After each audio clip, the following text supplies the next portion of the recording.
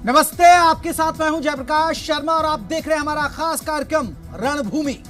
रणभूमि जिस शब्द पर आज हम चर्चा करेंगे, पहले वो शब्द आपको बता देते हैं। आज रणभूमि में बात होगी धोखे की। बड़ौदा उपचुनाव में हार के बाद बीजेपी और जेजेपी में खलबली मची हुई है और मचना भी लाजमी है, क्योंकि दोनों दल अपने पहलवान को नहीं जिता पाए। अब हार पर विश्लेषण किए जा रहे हैं। पहले सीएम ने कहा कि जेजेपी का पूरा वोट नहीं मिला, वरना जीत बीजेपी की होती। अब डिप्टी सीएम इशारों में कह रहे हैं कि जेजेपी की ही बदौलत इतना वोट मिला है पहलवान साहब को। सवाल बहुत सारे हैं, क्योंकि एक साल पहले जेजेपी ने बीजेपी के खिलाफ वोट मांगे थे और इस बार बीजेपी के लिए मांगे, लेकिन जनता समझदार है, धोखे का बदला ले लिया गया। इसी मुद्दे पर चर्चा होगी, लेकिन आपको बता दें हमारे साथ जो खास मेहमान रहेंगे उन मेहमानों का परिचय करा दें और फिर अपनी तरफ रुख करेंगे। हमारे साथ आपको बता दें प्रवक्ता रहेंगे दीप कमल सारण जेजेपी की तरफ से। दीप जी, आपका बहुत बहुत स्वागत है। हमारे साथ अमनदीप सिंह बराड़ रहेंगे, कांग्रेस के प्रवक्ता। अमनदीप जी, आपका बहुत बहुत स्वागत है। और बीजेपी की तरफ से आपको बता दें अत्रे साहब हमारे साथ रहेंगे। हम चर्चा करेंगे, मेहमानों को चर्चा में जोड़ेंगे, लेकिन उससे पहले आप रिपोर्ट देखिएगा।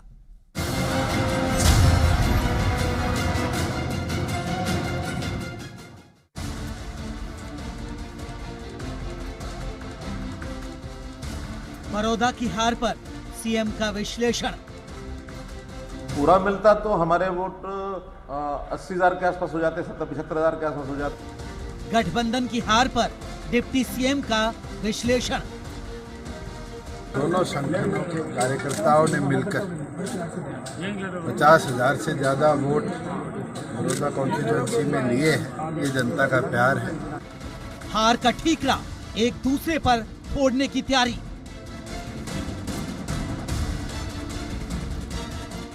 बड़ौदा उपचुनाव में हुई हार का मामला इतनी जल्दी थमेगा नहीं, क्योंकि मौका सत्ताधारी दल से चूका है।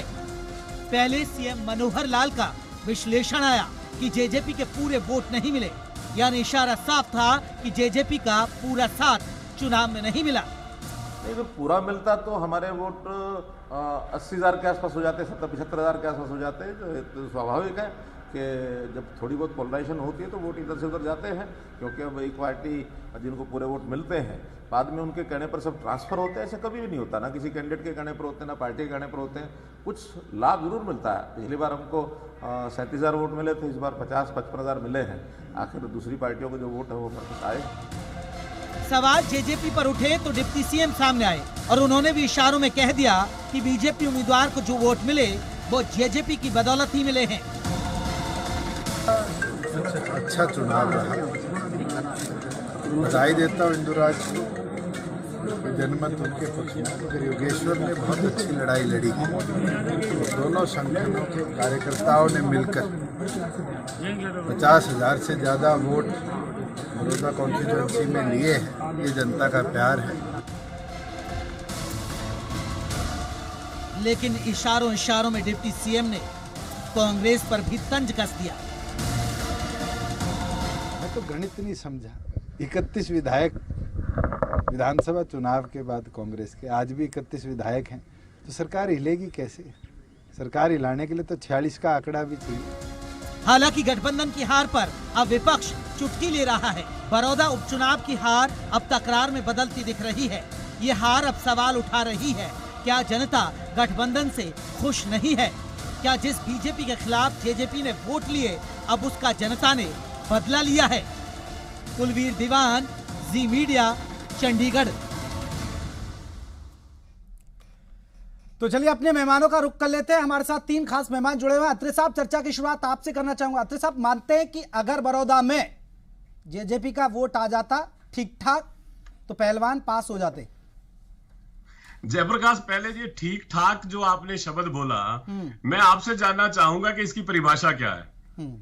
आप किस संख्या को ठीक ठाक मानते हैं? सर, आपका उम्मीदवार जीत जाता वही ठीक ठाक हो जाता आप लोगों के लिए तो? देखिए, ऐसा है जयप्रकाश, चुनावी परिभाषा में भले ही हमारा उम्मीदवार बड़ौदा उपचुनाव में हार गया, लेकिन अगर हम मतों की विश्लेषण करें पिछले चुनाव में, उससे पिछले चुनाव में जो हमारे को मत मिले थे और इस उपचुनाव में जो मत मिले हैं, और कांग्रेस को पिछले चुनाव में जो मत मिले थे और इस चुनाव में जो मत मिले हैं, अगर आप उनका विश्लेषण करोगे तो आप भी ये बात कहोगे। तो सर अत्रे साहब फिर ये तय कर दीजिए, क्योंकि आप बीजेपी के प्रवक्ता हैं, फिर आप नहीं अत्रे साहब आप कहिए, अत्रे साहब आप एक मिनट, एक सवाल है, आप कहिए, पूरी बात रखिए, फिर आप ये तय कर दीजिए, आप कहिए कि बड़ौदा हम जीतने के लिए नहीं लड़े, सिर्फ लीड के लिए लड़े, ये कह दीजिए फिर।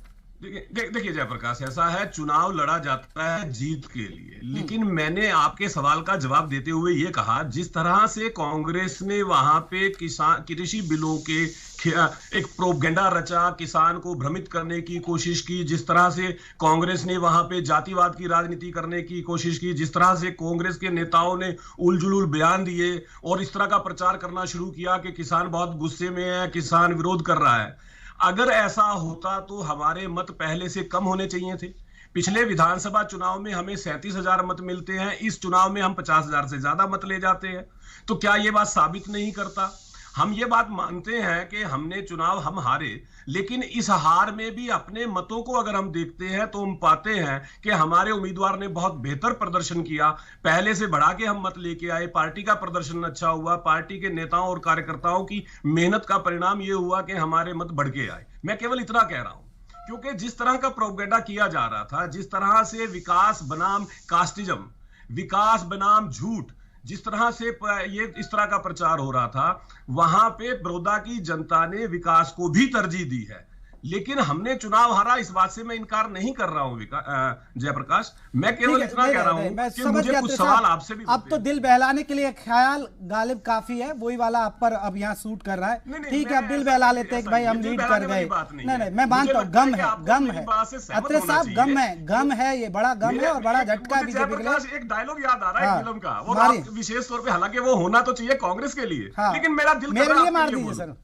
आज बहुत खुश तो होंगे आप, ये एक डायलॉग था, क्योंकि मैं देख रहा हूं आप प्रोग्राम शुरू करते हैं, आप कहते हैं खलबली मच गई, मतलब समझ नहीं आता कि आपने ये विश्लेषण कैसे लगा लिया कि खलबली मच गई। चलिए सर, अब दिल बहलाइए सर, दिल बहलाइए, पुराने गाने सुनिए अत्रे साहब, अच्छा लगेगा। कहते कि गम, मैं नए पुराने सभी सुनता हूं, सब सुनिए, ठीक है। दीप कमल सारन साहब को भी चर्चा में जोड़ लेते हैं। दीप कमल सारन साहब, भारी भरकम सवाल मेरा, जेजेपी का धोखा 2019 का कांग्रेस को फायदा हो गया 2020 में सर।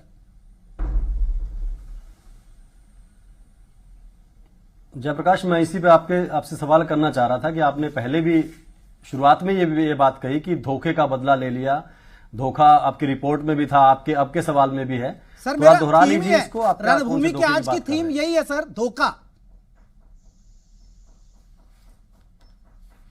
आप बताइए ना एक बार, क्या है, आप कौन से धोखे की बात कर रहे हैं? सर ये अब राजनीतिक जानकार कहते हैं क्योंकि आपको बीजेपी के खिलाफ वोट मिले 2019 में, लेकिन उसी बीजेपी के लिए आपने वोट मांगे। बड़ौदा में आपका जनता ने सबक सिखा दिया सर। आपका जो वोट था वो कांग्रेस के पाले में चला गया, अगर बीजेपी के पाले में चला जाता तो पहलवान बेचारे जीत जाते।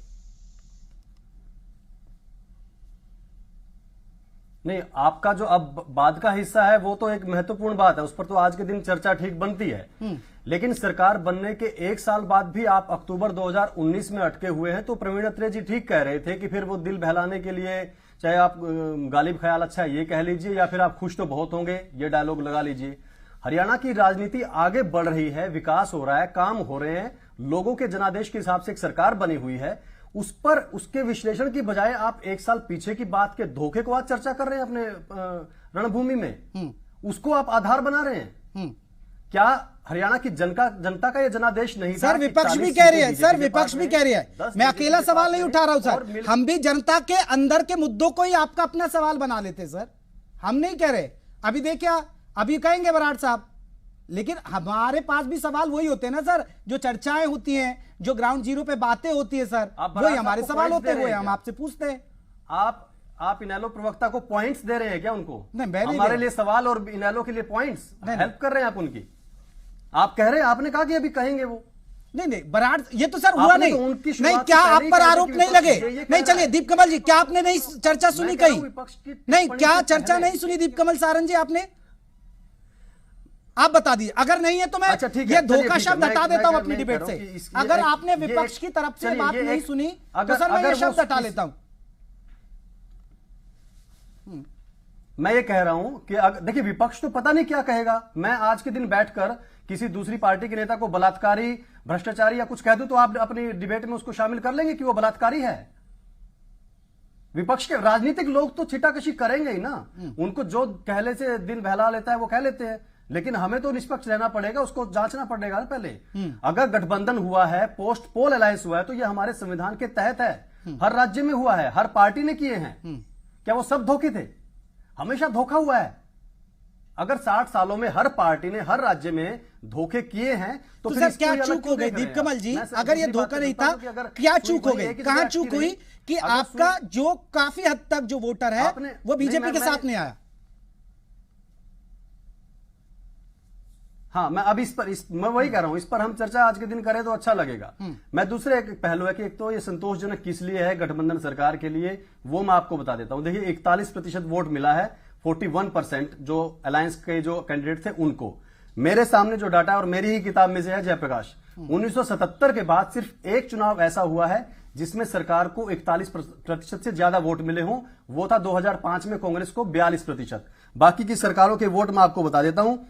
35% भूपेंद्र सिंह हुड्डा जी की सरकार लेकर वोट बनी थी, 33% में पिछली बार बीजेपी की सरकार बनी थी, 31% में इनेलो की सरकार बनी थी, उससे पहले 22 और 8 हवीपा और जो बीजेपी के वोट थे 31% में 1966 में सरकार बनी थी। और 1991 आप भी दिल बहला रहे हैं दीप कमल जी, आंकड़ों के जरिए आप भी दिल बहला रहे हैं। Let me complete Jayaprakash, let me make my point, let me complete. मैं आपसे ये कह रहा हूं कि जो भी सरकार बनती है वो 25-28% से लेकर 35 और 40% तक के वोट लेकर सरकारें बनती हैं। और अब एक सरकार जो बनी हुई है उसने अगर 41% वोट लिए हैं तो ये एक संतोषजनक बात है, इसमें कोई भी बहुत बड़ा जैसे कोई कह रहा था कि दीप कमल जी हार क्यों गए? क्यों हार गए? क्या गठबंधन से खुश नहीं है लोग? जो ये बता दीजिए। हैं उनको 35-40% वोट ही मिलते हैं। सर हार क्यों गए? चाहे आप बिहार का चुनाव उठा लीजिए। सर हार क्यों गए? दीप कमल जी ठीक है, आपके आंकड़े सही है, आपके हार क्यों गए? हार क्यों गए उसके लिए कल मुख्यमंत्री जी ने कहा था कि पोलराइजेशन वहां पर हुआ। अभी प्रवीण अत्रे जी ने भी कहा कि जातिगत आधार पर एक चुनाव बंटा, कुछ कारण हो सकते हैं कैंडिडेट की चॉइस को लेकर, लोगों की वहां की जो भावनाएं थी उनको लेकर, उसका विश्लेषण हो जाएगा। अब हार क्यों गए? पिछली बार 59 सीटों पर कांग्रेस हारी थी, 50 सीटों पर बीजेपी हारी थी, 80 सीटों पर हम हारे थे। क्यों हारे थे? हर पार्टी हारती है, हर चुनाव में एक ही तो जीतता है, इसमें भी तो 13 कैंडिडेट हारे हैं। तो हारना तो एक राजनीति का हिस्सा है। कल लेकिन सर आप सत्ताधारी दल हैं, आप गठबंधन से चुनाव लड़ रहे हैं। दीप कमल जी चलिए ये ठीक है, आप इस मंच पर सफाई दे लें, आप दे सकते हैं, लेकिन सर गठबंधन की सरकार होते हुए दो पार्टियां मिलकर चुनाव लड़ रही, सत्ताधारी दल उपचुनाव हार जाए तो सर इसका मतलब जनता आपके कामकाज से खुश नहीं है, मानना पड़ेगा। भूपेंद्र सिंह हुड्डा 2010 में ऐलनाबाद का चुनाव हारे थे, तो सर बाहर बैठे ना, इनके काम अच्छे होते तो ये सरकार में नहीं होते। बराड़ साहब आपको क्या लगता है, आप क्यों जीत गए, इनकी हार कैसे हो गई, ये बता देंगे सर? दीप कमल जी इनको सुन लीजिए, विपक्ष आपसे बेहतर एनालाइज कर रही है। जयप्रकाश जी, चुनाव हारने का जो कारण है हरियाणा में, आइए अमरदीप जी, सारन जी आप सुनिए बात। एक बार उल्टी गिनती पूछिएगा जयप्रकाश की कितने से स्टार्ट कर रहे हैं? ठीक है बराड़ साहब कहिए। 20 से कब से उल्टी गिनती आप पूरी बात सुनिए, मैं आपके बीच में बोला नहीं, बात सुनिए पूरी। एक बार उल्टी गिनती जरूर पूछिएगा। ठीक है अमरदीप जी, आदत है आपकी पार्टी की आदत है सभ्यता बिगाड़ने की, बिगाड़े में सुनिए, पूरी बात सुनिए। नहीं मैं बता रहा हूं जयप्रकाश जी, जेजेपी और बीजेपी ने धोखा जनता के साथ किया है, एक दूसरे के साथ तो धोखेबाजी इनकी है ही, इनने धोखा किया है हरियाणा की जनता के साथ, इसलिए इनको चुनाव में हार का सामना करना पड़ता है। और अत्रे जी कह रहे थे जातिवाद की राजनीति बीजेपी करती है, ये सारे देश को, सारे प्रदेश को पता है। कांग्रेस सरकार को हमारे हरियाणा प्रदेश की अध्यक्षा कुमारी शैलजा जी, हमारे सीएलपी लीडर, हमारे प्रभारी विवेक बंसल जी में लोगों ने विश्वास जताया है और हमारे कैंडिडेट इंदुराज बालू पर विश्वास था लोगों को, इस कारण से बड़ौदा में कांग्रेस पार्टी ने जीत हासिल की है। लेकिन सर आप तो सोच रहे हैं कि सब चीजें बिगड़ जाएगी बराड़ साहब, लेकिन ये ख्वाब क्यों देख रहे हैं? क्योंकि आप कह रहे थे जैसे हम जीतेंगे तो भूचाल आ जाएगा, सरकारें गिर जाएंगी, गठबंधन ज्यादा नहीं चलेगा, लेकिन डिप्टी सीएम कह रहे हैं कि 31 थे, 31 ही हैं आप। उल्टी गिनती एक बार मेरी इच्छा है जानने की, उल्टी गिनती कब होगी? जयप्रकाश जी अभी तो 2-3 कुछ ही दिन हुए हैं ना, अभी इंतजार कीजिए, सब कुछ होगा। इंतजार का फल मीठा होता है। आप अपने न्यूज चैनल से ही लोगों को बताएंगे कि कांग्रेस की सरकार बन चुकी है हरियाणा में। अच्छा, ऐसा क्या होने जा रहा है सर? बराड़ साहब बता दीजिए, कुछ अंदर खाने खबर हो तो ये अलर्ट हो जाएंगे, प्रवक्ता अपनी पार्टियों को बता देंगे। हमें भी रिपोर्टर तैनात करने पड़ेंगे ना सर, अंदर की खबर निकालने के लिए। बहुत जल्दी होने वाला है, जो भी होने वाला है मैं आपको इतना बता देता हूं। हाँ, तो हरियाणा में सरकार बदल रही है। हाँ जी, कंफर्म। अत्रे साहब, सरकार जा रही है सर। अब मैं नहीं कह रहा हूं, फिर आप कहते हो कि आप कांग्रेस की प्रवक्ता की भाषा बोलते हैं। सर अब तो देखिए, सरकार इतना बड़ा बयान है, ये तो भयानक बयान है सर। भूचाल, ये तो भूचाल लाने वाला बयान है। जो शेर आप पहले बोल रहे थे, वो शेर बोलने का सही समय ये है। हाँ। जानते हैं हम हकीकत जन्नत की, दिल बहलाने को ख्याल अच्छा है गालिब। सच्चाई प्रदेश की जनता भी जानती है, सच्चाई जो विधायकों की संख्या है वो खुद बयां कर रही है। लेकिन अगर कांग्रेसी मित्र ऐसा ख्वाब लेके अपना जीवन जीना चाहते हैं तो जी सकते हैं। लेकिन यहाँ पे छोटे भाई अमनदीप अभी यहाँ कह रहे थे कि बड़ौदा की जनता ने शैलजा जी में विश्वास व्यक्त किया है, बड़ौदा की जनता ने प्रभारी विवेक बंसल जी में मुझे हैरानी होती है, जो वहां से इनके उम्मीदवार जीत के आए वो तो इस बात को नहीं मानते। वो तो मीडिया में स्पष्ट कहते हैं कि ये भूपेंद्र सिंह हुड्डा साहब की जीत है, दीपेंद्र हुड्डा की जीत है। ना तो वो शैलजा जी का नाम लेते, ना प्रभारी जी का नाम लेते। मुझे हैरानी तब भी होती है। लिया है, शैलजा जी का भी लिया है, प्रभारी जी का भी लिया है। सुनो, अरे बाइट में सुन लेना भाई, अगर आपको नाम लिया हमारे सीएलपी लीडर। अरे भाई, अरे अभी अमनदीप आप क्या कह रहे थे अभी दीप कमल जी को? आपने वही काम करना शुरू कर दिया। रुक जाइए थोड़ी देर, हौसला रखिए। अब दूसरी बात जो है, ये कह रहे थे कि साहब देखिए जेजेपी ने धोखा किया है पोस्ट पोल अलायंस करके। महाराष्ट्र में आपने क्या किया? 2009 के अंदर भूपेंद्र सिंह हुड्डा हजका के 6 विधायकों को पार्टी बदल करके ले आते हैं, सरकार बना लेते हैं। वो क्या ठीक था? आप हरियाणा के प्रवक्ता हैं, ये याद रखिए। अरे मैं हरियाणा के प्रवक्ता, हरियाणा की बात कीजिए। नहीं, तो अत्रे साहब यही कहीं ऐसा ना हो जाए, अत्रे साहब कहीं ऐसा ही ना हो जाए, फिर कहीं कोई गेम हो जाए जिसका ये संकेत बराड़ साहब दे रहे हैं। देखिए जयप्रकाश वो विधायक अयोग्य घोषित हुए आखिर में, अयोग्य विधायकों के सहारे सरकार चलाई कांग्रेस ने।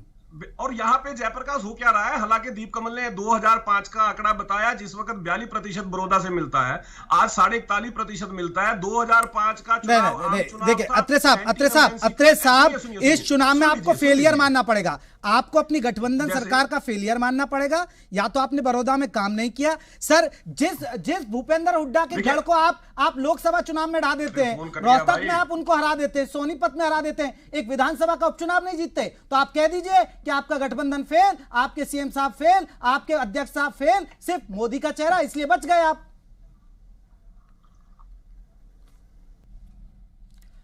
तो लगातार हमारी चर्चा जारी है, मेहमान जुड़ गए। अत्रे साहब, एक चीज है, हम जहां चर्चा छूटी थी वहीं से मैं चर्चा की शुरुआत कर रहा हूं एक बार फिर से। सर आपने कहा कि आप आंकड़े की बात कर रहे हैं सर, लेकिन आप कहते हैं कि ये इनकी सीट है, मान ली जाए इनकी सीट है, लेकिन सर इसका मतलब आपका गठबंधन सरकार फेल हुई, यानी आपके विकास के दावे फेल हो गए हैं, आपके सीएम का जो जलवा था वो नहीं चला, आपके अध्यक्ष साहब का जलवा वो नहीं चला, क्योंकि अध्यक्ष बनने के बाद पहला ही उनका उपचुनाव था। ये मानना पड़ेगा ना, क्योंकि इन लोगों को आपने रोहतक में हरा दिया, सोनीपत में हरा दिया, लेकिन एक उपचुनाव नहीं जीत पाए। तो आप मानिए कि मोदी जी बचा सकते हैं बीजेपी को इधर। फिर देखिए जयप्रकाश, ये आपका दृष्टिकोण हो सकता है, लेकिन दृष्टिकोण का एक दूसरा पहलू भी है। जिस विधानसभा क्षेत्र में 2014 में हमारे उम्मीदवार को 9,000 वोट मिलते हैं, 2019 के अंदर हमें 37,000 वोट मिलते हैं, लेकिन एक साल बाद उसी विधानसभा क्षेत्र में हम 50,000 से ज्यादा जेजेपी साथ थी नंबर 1। सुनिए, हाँ वही मैं कह रहा हूँ, हाँ बिल्कुल बिल्कुल, दोनों पार्टियों ने मिलकर चुनाव लड़ा और मुख्यमंत्री जी ने भी कहा गठबंधन का हमें लाभ हुआ है।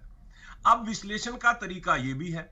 दूसरा ढंग जो एक कांग्रेस की परंपरागत सीट थी, जिस सीट पे हमारी कोशिश थी कि हम उसको फायदा उठाएं, उस सीट को जीते, हमारा वोट बढ़ के आया, सीट हम नहीं जीत सके। हम ये बात यही तो पूछना चाह रहा हूं ना मैं, क्यों नहीं जीत पाए? अगर आप हुड्डा साहब को हरा सकते हैं, या तो हुड्डा साहब मैदान में नहीं थे, आप दीपेंद्र हुड्डा को हरा सकते हैं जो गढ़ माने जाते रहे, जिसको गढ़ कहा जाता है। आप एक उपचुनाव नहीं जीत पाए अपने दम पर, फिर यही है ना कि फिर आपको मोदी साहब का सहारा चाहिए, ये कही है ना। फिर आपने सवाल पूछ लिया, आप जवाब ले लीजिए। हाँ। देखिए, आपने पूछा क्यों नहीं जीत पाए। देखिए, कारण तो बहुत हो सकते हैं, अभी उसका विश्लेषण होगा, मंथन होगा, लेकिन जो चीज मुझे समझ में आती है, जिस वक्त हम विकास की बात कर रहे थे, उस वक्त विरोधी पक्ष जो है वो घर बैठ जाने की मार्मिक अपील कर रहा था। विरोधी पक्ष पहले तो चुनाव को जात पात पे लेके जाता है, फिर एक मार्मिक अपील होती है कि मैं घर बैठ जाऊंगा, मेरा आखिरी चुनाव है। कहीं ना कहीं उससे मतदाता का कुछ हद तक ध्रुवीकरण होता है। उस ध्रुवीकरण के नतीजे में हो सकता है कि हमें नहीं सर, अब आप इधर उधर की बातें कर रहे हैं। नहीं नहीं, आपके सीएम साहब संन्यास लेने के लिए तैयार हो गए थे, वो नहीं चल पाया, तो आपकी बातें नहीं चल पाई ना। मैं सारंग साहब और फिर मैं एक आखिरी साहब बराड़ से दीप कमल जी। नहीं सर, अब आप तर देते रहिए, लेकिन जनता आपको नकार रही है। दीप कमल सारंग साहब, ये आपको नहीं लगता है ये गठबंधन सरकार को सबक लेने की जरूरत है? उन्होंने ये नहीं कहा था कि मैं चुनाव हार जाऊंगा तो उन्होंने कहा था एमएसपी खत्म हो जाएगी तो मैं संन्यास ले लूंगा। किसानों की फसलें एमएसपी पर नहीं बिक रही, वो संन्यास ले लें। बराड़ साहब आएंगे, आखिरी कमेंट आपसे लूंगा। सारंग साहब, कांग्रेसी मित्रों के द्वारा ठीक है सर, आप क्यों हारे, कैसे हारे वो छोड़ दीजिए। ठीक है, मैं दीप कमल जी संतुष्ट है, अत्रे साहब रुकिए, प्रतिशत बढ़ के आता है। अरे ठीक है सर, मुबारक हो, ठीक है, आप खुश रह लीजिए, हमें तो कोई दिक्कत नहीं सर, हमें तो बढ़िया है, अच्छी है बात। और करिए सर, अगले 2024 में वो सरकार बनाना ले जाए, यहाँ पे रह जाइए। बधाई हो सर, हम तो अलर्ट कर रहे हैं, पत्रकार तो अलर्ट करता है, सावधान करता है। दीप कमल सारंग साहब, आपको नहीं लग रहा सबक लेने की जरूरत है? आपकी सभी जगह जमानत जब्त होगी। ठीक है दीप कमल सारंग जी, सबक लेने की जरूरत है इस चुनाव से। अरे ठीक है, रुकिए ना भाई बराड़ साहब, दो बातें। अत्रे जी रुकिए। दीप कमल जी, आपको नहीं लग रहा कि अब सबक लेने की जरूरत है? जो हुआ सो हुआ, लेकिन सबक लेने की जरूरत है। तो ये कहिए। दो बातें मैं रखना चाहता हूं। एक तो ये कि कांग्रेस पार्टी के पिछले साल में ही बड़ौदा में जब भूपेंद्र सिंह हुड्डा जी लोकसभा का चुनाव लड़ रहे थे तो 66,000 वोट आए थे, और जब बाद में विधानसभा का चुनाव हुआ तब 42,000 वोट आए। तो कांग्रेस पार्टी के वहां वोट 66,000 है कि 42,000 है? अगर 66,000 है तो वो 6,000 वोट कहां गए? जब तब तो सिर्फ पिता चुनाव लड़ रहे थे ना, अब तो पिता, पुत्र और एक कैंडिडेट नरवाल, इंदुराज, 3 लोग चुनाव लड़ रहे थे। अब 6,000 वोट घट कैसे गए कांग्रेस पार्टी के? ये भी विश्लेषण होना चाहिए, उनके लिए भी एक चिंता की बात है। हमारे लिए जितनी चिंता की बात है वो हम उसका मंथन कर रहे हैं। आपने एक सवाल में कहा कि क्या इस चुनाव के बाद, इस परिणाम के बाद तकरार बढ़ेगी गठबंधन में? मैं दावे के साथ आपको कह रहा हूं, ये एक्सरसाइज इस गठबंधन को और मजबूत करवा के गई है। वहां पर जितने 15-20 दिन चुनाव लड़ा गया, एक भी दिन गठबंधन को लेकर कोई भी दोनों दलों की तरफ से कि वो काम नहीं कर रहे हैं या उनकी तरफ से कोई दिखाया, एक भी दिन नहीं आया। सारंग साहब, उसके बाद भी एक सुर में है। सत्ता से दूर कौन रहना चाहता है? इस पर सबक लेंगे या नहीं? जितना इस पर सर सबक लेंगे नहीं लेंगे? मजबूत हो रहा है। नहीं सर, सबक लेंगे या नहीं? ये हमारे लिए खुशी की बात है, ये अलायंस को मजबूत करके गए। चलिए, इंसान ठोकर खा के। एक आखिरी कमेंट बराड़ साहब, आखिरी कमेंट। उपचुनाव अलायंस को और मजबूत करके जा रहा है। ठीक है। और जयप्रकाश, जहां तक आप बार बार एक बात कह रहे हैं, सबक लेंगे, आप जानते हैं हमारा तो कल्चर है, हम चुनाव जीते या चुनाव हारे, मंथन करते हैं, अपनी कमियां हैं उनको दूर करते हैं, हमारी तो ये कल्चर है। ठीक है बराड़ साहब, मुझे नहीं लगता कि बार बार एक सवाल पूछने की जरूरत है। बराड़ साहब, आखिरी कमेंट आपका जल्दी से। करना चाहिए कि जिस तरह से गठबंधन ने चुनाव लड़ा और जिस तरह से हुड्डा साहब की पार्लियामेंट के मुकाबले वोट कम हुई, उसके ऊपर आपको विश्लेषण करना चाहिए। चर्चा तो वहां होनी चाहिए कि हुड्डा साहब एक मार्मिक अपील करते हैं, जात पात की राजनीति करते हैं, उसके बावजूद 6,000 से कम हो जाते हैं। हम बढ़ते हैं तो दोनों पार्टियां, जो एक झूठी पार्टी, एक बहुत झूठी पार्टी, आप जीते क्यों नहीं चुनाव? आप जीते क्यों नहीं चुनाव? कह रहा हूं भाई, आप ये तो जवाब दे दीजिए कि क्या वजह है कि आप लगातार बड़ौदा की जनता ने आपको घरों में नहीं घुसने दिया, अभी बिहार में पिटे, उड़ीसा में पिटे। अगर एक बड़ौदा उपचुनाव जिसके अंदर आप लोगों ने आप बड़ौदा में पिटे हैं, आपको लोगों ने दौड़ा कर पीटा है बड़ौदा में, आपको लोगों ने दौड़ा कर पीटा है। अत्रे साहब, अगर आपके लिए बड़ौदा, मैं क्योंकि डिबेट खत्म करने का वक्त आ गया, अत्रे साहब अगर रुकिए बराड़ साहब, अत्रे साहब मेरा एक आखिरी कमेंट सुनते ही है और चिंता जरूर कीजिएगा सर, चिंता जरूर कीजिए। अत्रे साहब, अगर इतना जरूरी नहीं था ना बड़ौदा, तो मत कराते, इनको ही दे देते कांग्रेस वालों को सीट। नहीं, ये किसने कहा बड़ौदा जरूरी नहीं था? हमने तो आप ही कह रहे हैं ना, वो देखिए, ये देखिए। चलिए सर, कोई बात नहीं सर, बहुत बहुत शुक्रिया आप तीनों मेहमानों का, बहुत बहुत शुक्रिया हमारे साथ जुड़ने के लिए। तो रणभूमि में आज के लिए बस इतना ही। कल फिर हाजिर होंगे एक नए मुद्दे के साथ, और आज का मुद्दा था धोखा, और कल कौन सा मुद्दा होगा वो देखिएगा रणभूमि 5 बजे।